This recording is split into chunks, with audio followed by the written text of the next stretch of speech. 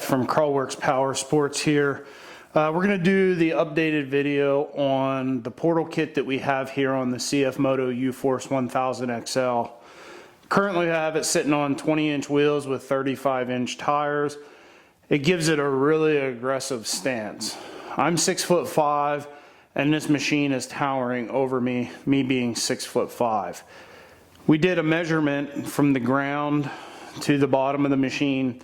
We have 21 inches of ground clearance, which for us, that's perfect. For other people that want to have higher ground clearances and stuff like that, then you're going to need a 6-inch or an 8-inch portal. Our portal plates that we designed for this machine is actually made out of 5/16 thick steel versus a 1/4 inch plate. A lot of other portal kits that are being designed and everything for other machines, and even for these machines by other companies, they're using a thin plate. Whenever you use a thin plate with a portal, you're going to have flex. That's going to cause issues with your ball joints and everything else and so forth on the inside. So what we did here whenever we built this, we started out back in January whenever we bought the machine, and I wanted to put portals on it. So for the past couple months, I've been doing a lot of research. I've been talking to people at SuperAtv to figure out how we could make this fit before they started to design a portal lift for it. So what we did first is we had to upgrade the A-arms, because the factory A-arms are not going to hold up to a portal kit. So we went with the SuperAtv Uforce 1000Xl A-arms, Designed a bushing kit to actually make that front suspension completely solid for it not to move. So it has no flex in the bottom A-arm or the top A-arm as you get with the factory plastic/rubber bushings. Next, what we did was we started to do the research and everything on the rack. We knew the rack wouldn't hold up to it because we had issues and problems with our rack. So we went ahead, we found a rack. We got an upgraded heavy-duty rack that's in here. The factory racks are made out of cast steel on your slider gears and the sliders inside the rack. These ones are not. These are machined out of billet steel. Next thing we did was research on the axles, because the factory axles, they're not going to hold up to portals. They're not. They're going to shear every time. They're just going to shear. So we worked and did a lot of research with SuperAtv, and we came out and was able to put their SuperAtv Rhino 2.0 axle, which is rebuildable, on this machine to make this portal work. So as of right now, the way that it sits, everything other than the portal plate we have used off the shelf from SuperAtv and have ordered for this machine. The portal plates we had custom made, and again, like I said, instead of 1/4 inch steel plate, we used 5/16 steel plate, which is a lot thicker, a lot heavier.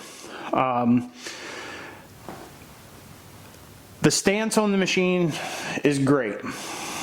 Another thing we thought of, and that's why we came up with our upgraded brake system for it, was these machines don't like to stop as it is, and we're adding about 100 pounds per wheel. That's the weight of the portal plate, the portal, the wheel, and the tire.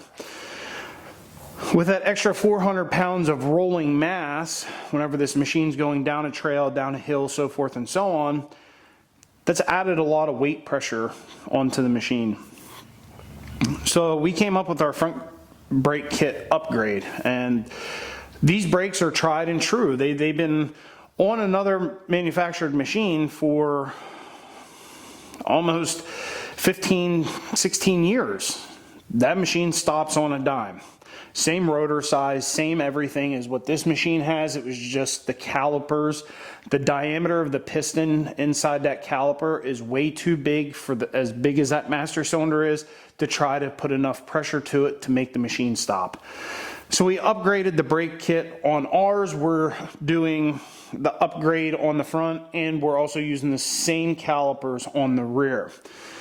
If you want to order these portal plates from us and the portals and everything from us and the kit that we built for this one, we're actually making a plate so you can at least utilize the factory rear caliper so you have the emergency brake. We're going a different route with our emergency brake. We're actually going to route a cable from our emergency brake down to the brake pedal. So whenever you come to a stop and that's where you're at, you just pull the handle back and it holds the brake pedal down, which to me is better because now you have 4-wheel emergency brake versus just 2-wheel. So that's the update on it. Machine's done. I have a few more things that I have to go through just to double check. Then I have to go back through, double check all the nuts, the bolts, everything that I put in it to make sure everything's tight before we take it out and we start riding it. We're actually not taking it to the trails first. The first thing that this machine is actually going to be going into is our local parade that we have every year here in Hamburg, Pennsylvania, the King Frost Parade.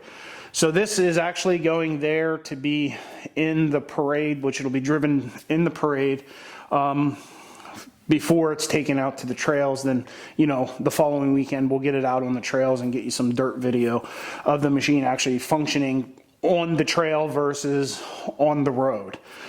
One thing I do love about this machine is the SuperAtv Max Drive windshield.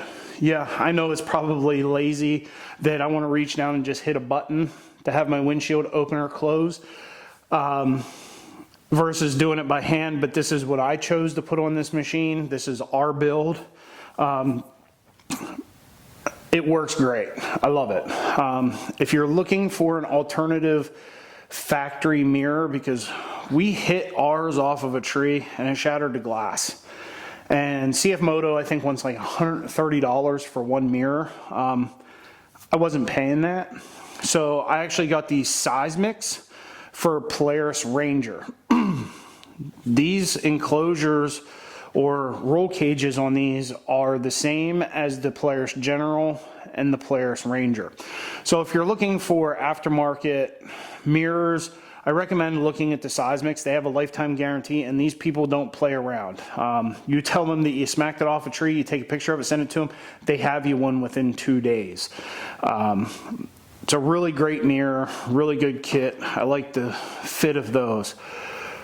We are taking these doors off. These doors have never been on the trails. There's no scratches, there's no dents, there's no dings, there's no nothing. If you're interested in buying the Cfmoto factory doors, cheaper than what you can buy them new, I will sell you these and I will sell them to you at a reasonable cost with shipping to get them to you. We ordered the factory powered doors that has the power windows that go up and down, just because we want windows that goes up and down.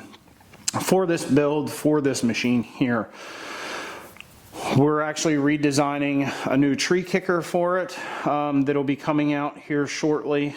But as far as the portal kit goes, it's on portals. The first Uforce 1000Xl, let me reiterate, the XL on portals. Fully designed, off-the-shelf kit. It looks badass.